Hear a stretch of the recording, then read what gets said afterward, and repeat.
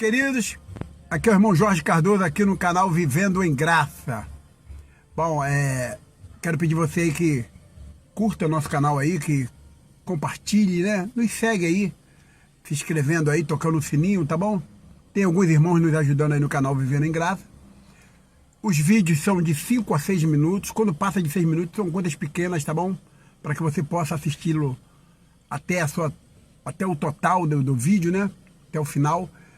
Em breve estamos aí querendo trazer o nosso irmão Everton para o grupo, aqui para o canal, para poder ele estar aí cantando com o seu violão algumas canções. Irmão Everton Cruz, bom, tem canções lindas da graça, todas feitas por ele, né? Um grande compositor, irmão Everton Cruz. Estou convidando ele, estamos vendo se trazermos ele aí, para que ele coloque aí seus vídeos aí cantando alguns cânticos da graça das nossas vidas. Bom, o assunto hoje é rápido, tá bom? Eu quero aqui falar com os nossos irmãos que ainda estão no sistema evangélico, os nossos irmãos cristãos, né? Sabemos que são nossos irmãos cristãos, eleitos do Senhor, mas que ainda estão no sistema aí, de uma maneira aí, aprendendo coisas, infelizmente, né? Que nada tem a ver com a graça, pregado aí nesses sistemas religiosos aí da vida.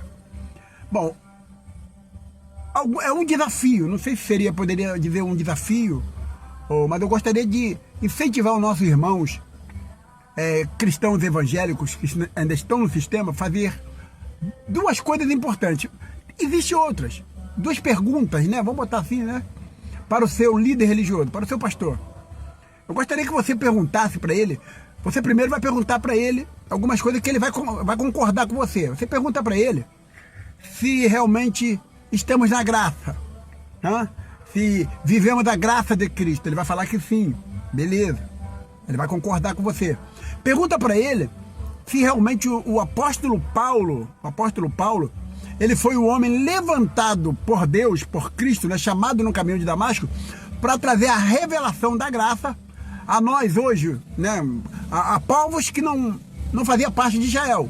Bom, no caso, acredito que eu estou falando para uma boa parte desse povo, e ele vai concordar, teu líder religioso vai concordar.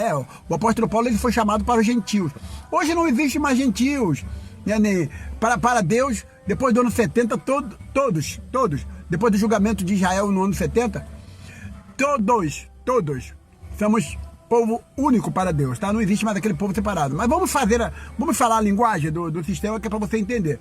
Então você pergunta para ele, pastor, o apóstolo Paulo foi levantado para os gentios, que somos nós, que não pertencemos a Israel, ele foi levantado para nos ensinar, ele vai concordar com você. Para nos ensinar a graça, ele vai concordar com você. Começa assim, porque você vai ver que ele concorda. Então me explica uma coisa, aí agora que você vai ver. Agora você vai ver a reação dele. Você vai perguntar para ele assim, então me explica por que o apóstolo Paulo, não só o apóstolo Paulo, mas como outros apóstolos, né? Depois da cruz, eles não se importaram, principalmente Paulo, né? Que deveria estar mais alerta a isso. Não se preocupou, não enfatizou, não nos cobra dízimo. O apóstolo Paulo não colocou na cabeça da igreja da graça, da igreja em graça, né? Da igreja ao qual ele estava pregando para os irmãos. Ele não falou, ele escreveu cartas e mais cartas, mas não alertou ninguém sobre esse dízimo, sobre o perigo, né, segundo o sistema, de não dar esse dízimo, por causa do devorador, por causa de que Malaquias fala. Por que o apóstolo Paulo não se preocupou com isso? Não tem uma curiosidade aí? Pergunta para o seu pastor, ele vai arrumar algumas historinhas lá, mas não cai nessa não, tá bom? Porque o apóstolo Paulo era um dos que era para mais falar sobre isso. Porque ele sim teria autoridade para falar, olha, a igreja da graça, a igreja em graça, na igreja da graça não estou falando que não, a igreja em graça. A igreja em graça tem que dar dízimo, porque Malaquias, o apóstolo Paulo era para falar, por causa do devorador, por causa do demônio, por causa disso, por causa daquilo. Ele era o que tinha autoridade para falar isso, mas não falou. Pergunta para o seu pastor por quê. O outro assunto seria em relação ao inferno. Aí esse tal inferno, que tanto as denominações aí, que tantos líderes religiosos colocam terror na vida dos crentes aí.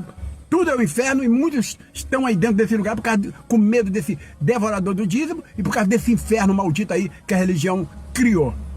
Por que que o apóstolo Paulo não se preocupou em te ensinar isso nas suas epístolas? Por que que ele não enfatizou isso, né?